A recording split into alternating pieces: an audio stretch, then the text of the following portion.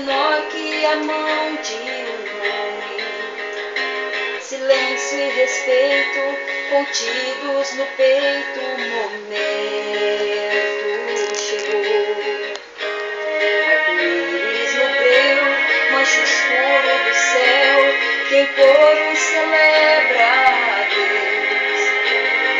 A nuvem se expande agora já grande, reluz a vitória e anjos dão glória a Deus. Cantando santo, santo é o Filho.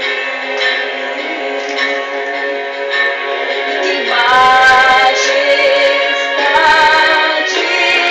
vem pra buscar, vem resgatar aos seus filhos que tanto amou. Vem pra mudar, vem transformar esse mundo que tanto pecou. Vem construir, vem redimir, terminar com o mal e ao seu povo se unir. Ele vem pra sempre. Ele vem pra sempre.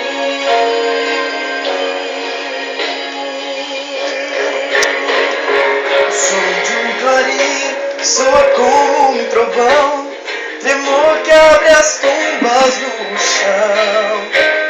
Eu tento conter a emoção ao rever irmãos que um dia perdi. Abraços saudosos, reunião milagrosa, os santos vestidos de luz. Relembram da cruz o plano de salvação, erguem sua voz em louvor ao Cordeiro que um dia trouxe a graça e o perdão. E quem majestade vem pra buscar, vem resgatar aos seus filhos que tanto amou. Vem pra mudar, vem transformar esse mundo que tanto pecou. Vem construir, vem redimir, terminar com o mal e ao seu povo se unir. Ele vem pra sempre.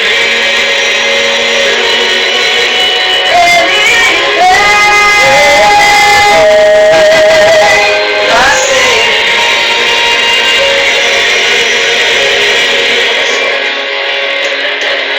Eu nem sei como descrever a visão de quem escolher pra mim, tocar suas mãos, marcas do